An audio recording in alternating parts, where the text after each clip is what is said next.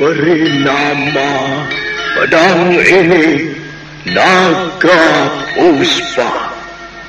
Selamatkan dia. Jangan sampai jatuh ke tangan pendekar berwatak jahat.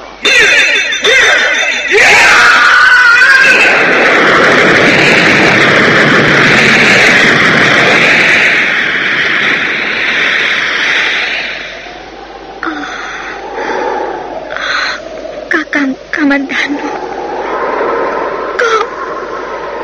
kau masih juga tidak percaya bahwa aku mencintaimu. Mesin, maafkan aku, Mesin. Mesin, Mesin.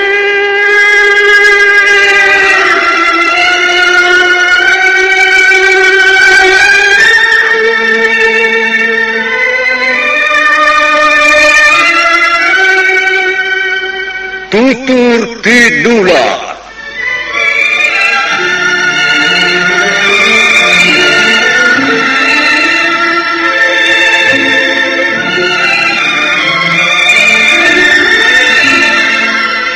Sebuah sandiwara radio serial, produksi Sanggar Cerita dan Teater Sanggar Prativi. Sebuah kisah dengan latar belakang sejarah runtuhnya Singasari dan berdirinya Kerajaan Majapahit.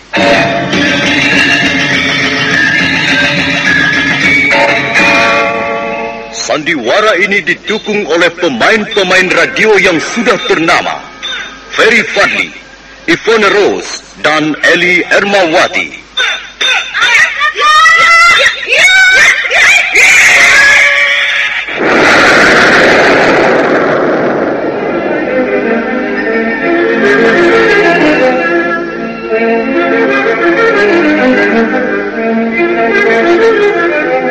Naskah ditulis dan diolah oleh S. Tijab, hiasan musik dan sutradara C. Ispriyonoka.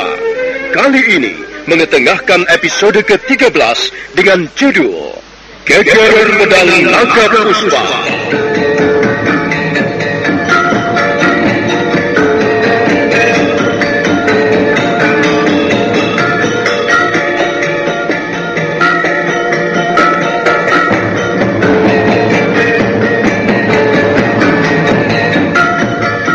Dalam seri ke-387 ini didukung oleh para pemain Lukman Tambosi sebagai Empu Bajil, Iwan Dahlan sebagai Jata Gimbal, Narto sebagai Rawedeng, Idris Apandi sebagai Ramapati, Margaret sebagai Dewi Sambi, Suherman sebagai Kolo Rampis, Beni sebagai Macan Rumpus, dibantu oleh Mucus dan Indahno, dan Asdi Suhastra pembawa cerita.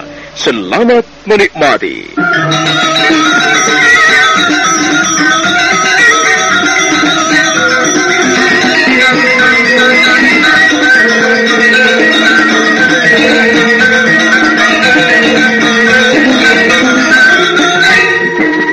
Dalam perjalanannya mencari pendekar syair berdarah dan mencari Dewi Sambi yang hilang, Empu Bajil singgah di sebuah desa. Matahari telah condong ke arah barat ketika pendekar cebol itu tengah istirahat di rumah salah seorang warga desa. Mendadak Jata Gimbal buru-buru menemuinya. Jata Gimbal memberikan gulungan rontal. Empu Bajil segera menyambar gulungan rontal itu dan membaca tulisan-tulisan yang tercantum di dalamnya. Setan alas, kunyuk jelek. Rupanya mereka menangkap Sambi. Dan Sambi akan dihukum mati. Sambi akan dihukum mati. Tuanku Bajil harus segera bertindak. Kalau tidak, Tuanku Dewi Sambi benar-benar akan menjalankan hukuman mati. Benar. Kau benar, Jata Gimbal. Aku memang akan segera bertindak. Sambi akan dihukum mati tepat tengah malam pada hari Anggara bulan Badrapada. Berarti 3 hari lagi. Kita masih mempunyai kesempatan, Tuanku Bajil. 3 hari lagi. Jata Gimbal. Iya, Tuanku Bajil. Berapa lama kira-kira dibutuhkan waktu untuk berkuda ke kota Majapahit? Kota Majapahit sudah tidak terlalu jauh dari sini. Kalau kita berkuda terus-menerus siang malam, kita akan memasuki kota Majapahit 2 hari lagi, tuanku. Kalau begitu siapkan 2 ekor kuda. Kita berangkat sekarang juga. Lalu bagaimana dengan pemilik rumah ini, Tuan? Apa maksudmu? Ya, kita sudah menggunakan 2 buah ruangan bilik untuk istirahat. Apakah kita tidak perlu menyewa ruangan ini, Tuanku Bajil? Apakah pemilik rumah ini minta uang sewa padaku? Tidak, memang tidak, Tuan. Apakah Tuan Bajil bermaksud tidak membayar uang sewa? Goblok! Mengapa aku harus membayar uang sewa? Kalau pemilik rumah ini ingin kubayar, suruh dia minta sendiri padaku. Tapi katakan padanya, bukan uang yang diperoleh, melainkan kepalan tanganku ini. Baik, Tuan. Kalau begitu memang kita tidak perlu membayar uang sewa. Baik, saya akan segera mencari 2 ekor kuda. Apakah aku juga perlu membeli 2 ekor kuda itu? Tidak, Tuanku, tidak usah. Tuanku Bajil tidak perlu membelinya. Biar saya yang akan mencarinya. Bagus, Data Gimbal. Kau sudah semakin tahu sekarang. Kau sudah semakin mengerti bagaimana caranya untuk menjadi anak buahku yang terbaik. Bagus, cepat, carilah 2 ekor kuda.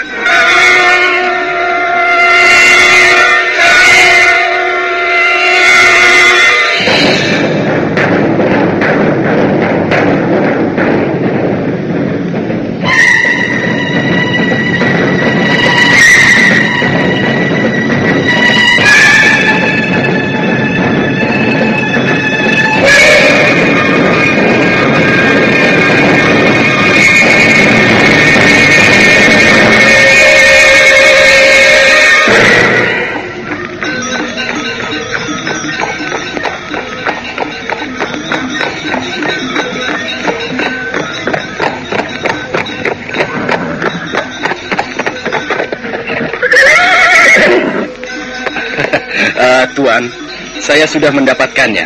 Lihatlah, bukankah 2 ekor kuda yang cukup bagus? Bagaimana cara kau mendapatkannya? Begini, Tuan. Saya langsung menuju pagedogan milik kepala desa. Saya lalu mengeluarkan 2 ekor kuda ini. Ya, pembantu kepala desa itu marah-marah dan bertanya. Tapi saya kemudian membungkam mulutnya untuk selama-lamanya, Tuan. Kepala desa itu keluar, dan langsung saja saya hantam kepalanya dengan sepotong papan. Lalu dia roboh tersungkur di serambi rumahnya. Istrinya menjerit-jerit. Ya, tapi saya tidak peduli. Saya segera membawa 2 ekor kuda ini kabur. Bagus sekali. Kita memang membutuhkan 2 ekor kuda ini. Karena itu bagaimanapun caranya kita harus mendapatkannya. Sekarang ayo kita berangkat. Kalau orang-orang desa itu menyusul, itu salah mereka sendiri. Ayo. Baik,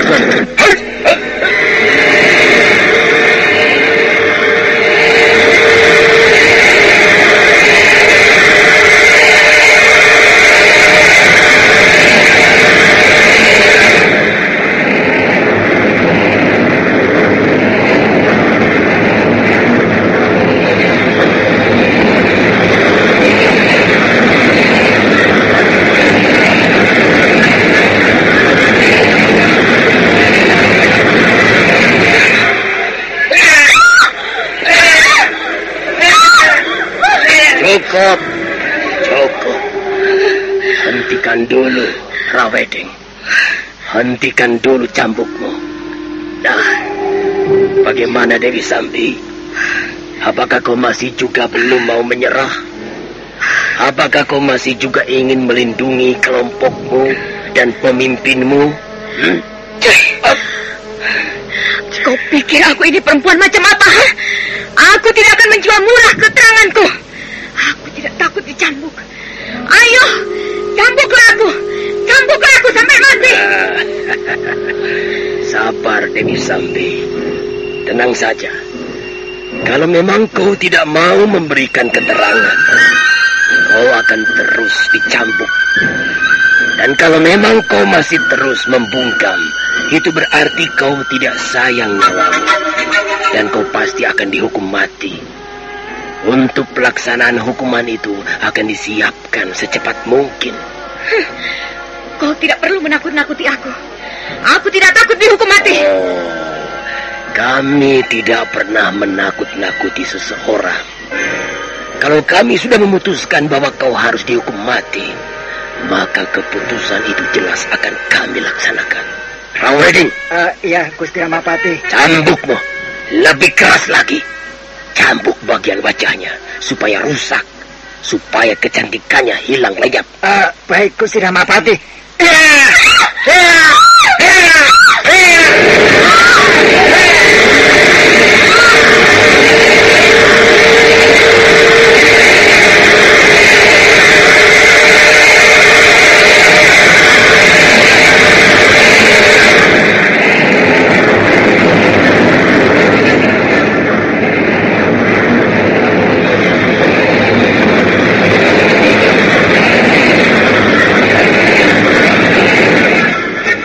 Untuk sementara ini cukup Dewi Sambi.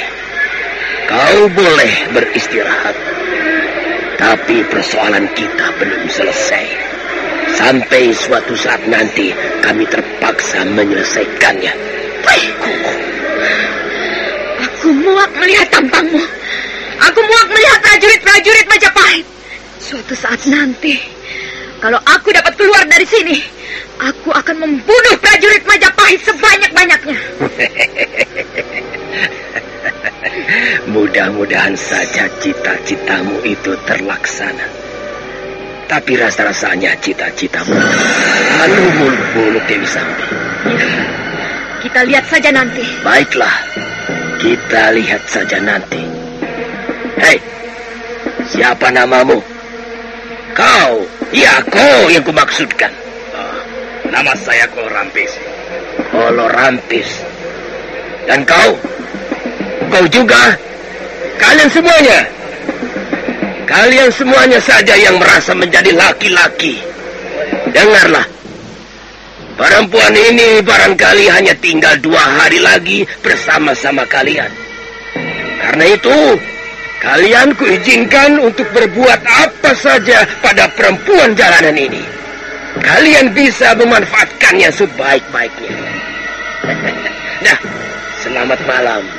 Sampai ketemu lagi, Dewi Sambi. Setan! Jahanam busuk! Aku akan membunuhmu. Aku akan membunuhmu! Kurang ajar prajurit-prajurit Majapahit. Kurang ajar orang-orang Majapahit. Mereka akan kucincang habis. Kubunuh kalian semuanya. Kubunuh kalian semuanya. Kubunuh kalian. Tuanku Dewi. Sabar, Tuanku. Sabar. Tenanglah. Aku tidak akan melupakannya. Tidak akan melupakannya. Akan kubalas perbuatan mereka ini. Aku akan mati penasaran kalau tidak bisa membalas perbuatan mereka. Kubunuh kalian. Kubunuh kalian semuanya. Ya! Tuanku Dewi. Tuanku Dewi. Tuanku Dewi. Sabarlah, Tuanku. Tenanglah. Tenanglah. Mereka telah mencambuk aku seperti anjing. Suatu saat nanti, aku akan memaksa mereka untuk memakan kotoran anjing. Lihatlah, Kakang Kolorampis. Lihatlah wajah Tuanku Dewi Sambi. Oh, sungguh kejam perbuatan mereka. Wanita dicambuk sampai wajahnya rusak seperti ini. Tuanku Dewi, aku akan berusaha untuk mengobatimu. Apakah Tuanku Dewi bersedia? Tidak, tidak perlu. Hanya satu yang kuinginkan sekarang ini. Hanya satu. Keluar dari tempat celaka ini dan membalas dendam.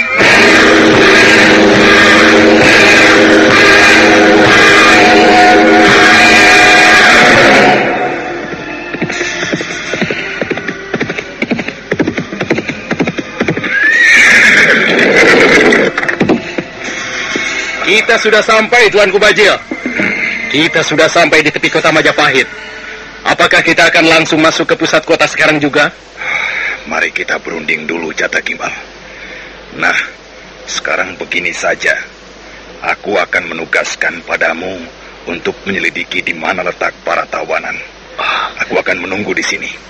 Tugas ini cukup berat, Jata Gimbal. Dan kau harus berhati-hati. Iya, iya. Kalau kau tertangkap, jangan menyeret-nyeret namaku. Kau harus bunuh diri pada saat itu juga. Baik, Tuanku Bajil. Saya siap menjalankan tugas. Dan saya pertaruhkan nyawa saya untuk tugas ini. Bagus. Nah, berangkatlah.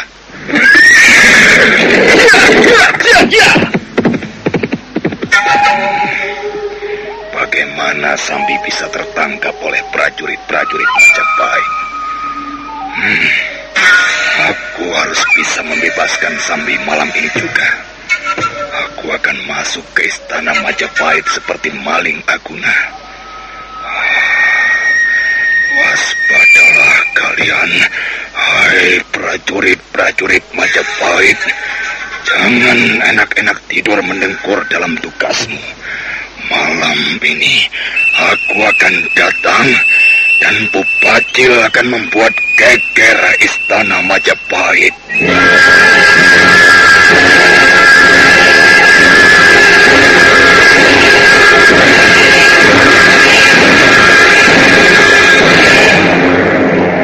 Sementara itu, Jata Gimbal berkuda menuju pusat kota Majapahit. Tak lama kemudian dia sudah tiba di sekitar benteng Majapahit. Dia segera menampatkan kudanya, kemudian mulai menjalankan siasat liciknya. Jata Gimbal duduk merintih di tepi jalan, berpura-pura sebagai orang sakit. Tak lama kemudian seorang prajurit Majapahit menghampirinya.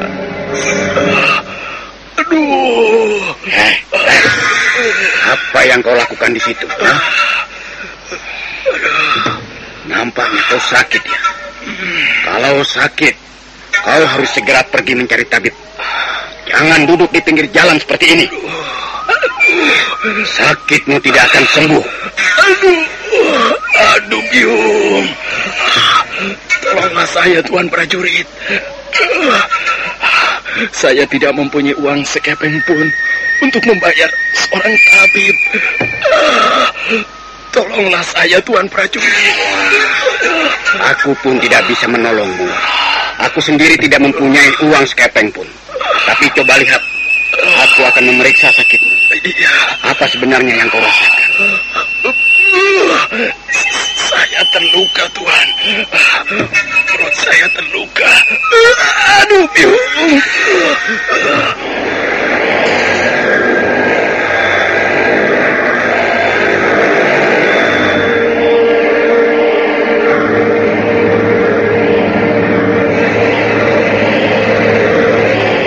Sementara Jata Gimbal masih terus berpura-pura sakit dan mengerang, prajurit Majapahit itu mendekatinya. Dia bermaksud memeriksa luka-luka di perut Jata Gimbal. Mendadak Jata Gimbal diam-diam mengeluarkan sebuah pisau panjang. Dan pada saat berikutnya, Jata Gimbal bergerak dengan cepat sekali. Mampus kau prajurit Majapahit!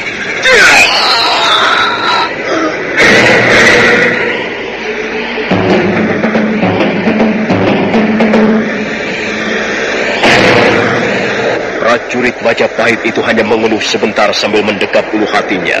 Selanjutnya tubuhnya roboh bersimbah darah. Jata Gimbal segera membersihkan darah, lalu menyeret tubuh prajurit itu ke sebuah arca batu. Jata Gimbal menyembunyikan mayat prajurit Majapahit itu di balik arca batu. Beres. Nampaknya tidak terlalu sulit untuk membunuh seorang prajurit Majapahit. Bukan nyawanya yang kubutuhkan, tapi ininya, pakaiannya. Tapi rasa-rasanya masih kurang. Ya, kurang satu. Tuanku Empu Bajil juga harus mengenakan pakaian prajurit Majapahit. Nah, kalau begitu, aku perlu mencari sepasang lagi.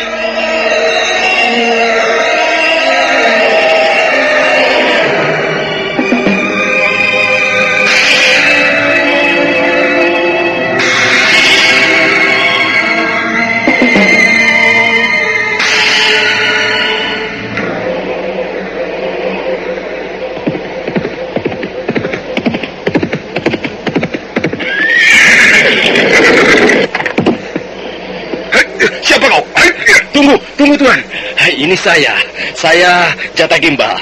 Tenang Tuan, tenang sajalah. Semuanya beres, semuanya berjalan dengan lancar Tuan. Hai, siapa sebenarnya kau ini? Mengapa kau membawaku ke tempat ini? Tadi kau mengatakan mau memeriksa keadaan di sekitar benteng. Kau mengatakan ada seorang laki-laki yang mencurigakan. Mana dia orangnya? Mana orang yang kamu katakan mencurigakan itu, ha? Sabar, kawan, sabar. Kita adalah kawan baik, bukan? Kau seorang prajurit Majapahit. Aku pun seorang prajurit Majapahit. Kita senasib. Iya, tapi aku ingin tahu mana orang yang kamu katakan mencurigakan itu, ha?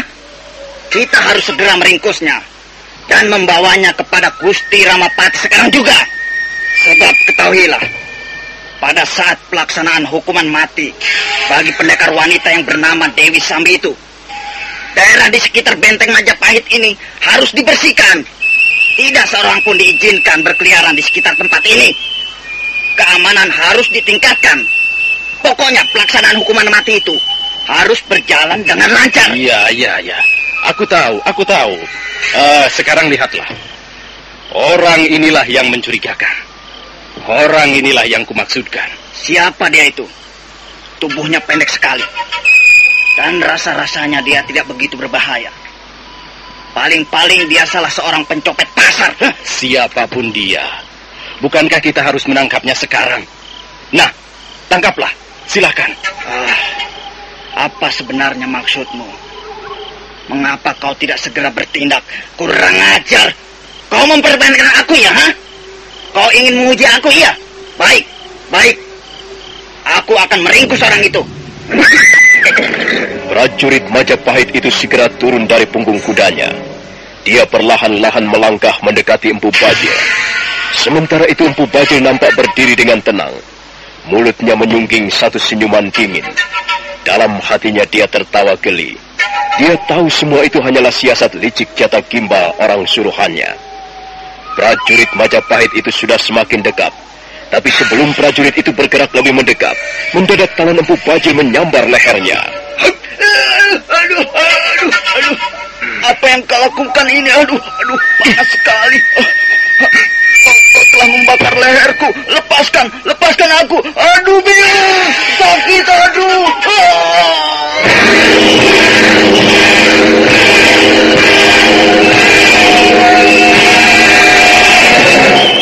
Nah, beres Tuan. Prajurit Bungu ini akhirnya bisa kita kelabui. Dia pikir saya ini benar-benar kawannya. Tapi apakah kira-kira pakaiannya tidak cukup longgar untukku, Jata Gimbal? Saya kira tidak, Tuanku. Saya kira tubuh prajurit ini juga tidak terlalu tinggi. Saya kira Tuanku Bajil dapat mengenakan pakaiannya. Bagus, Jata Gimbal. Siasatmu cukup bagus. Kalau begini, sepertinya semuanya akan bisa berjalan dengan lancar. Jata Gimbal. Ya. Bagaimana? Apakah kau sudah dapat menemukan di mana letak ruang tawanan itu? Sudah, Tuan. Ruang tawanan itu tidak terlalu jauh dari sini. Di sana, Tuan. Di sebelah barat. Ruang tawanan itu dijaga kurang lebih 10 orang prajurit. 20 orang prajurit pun bagiku tidak menjadi soal. Sekarang marilah kita mulai, Jata Gimbal. Aku akan segera mengenakan pakaian prajurit Majapahit ini. Dan setelah itu kita berangkat. Malam ini juga Sambi harus kita bebaskan. Baik.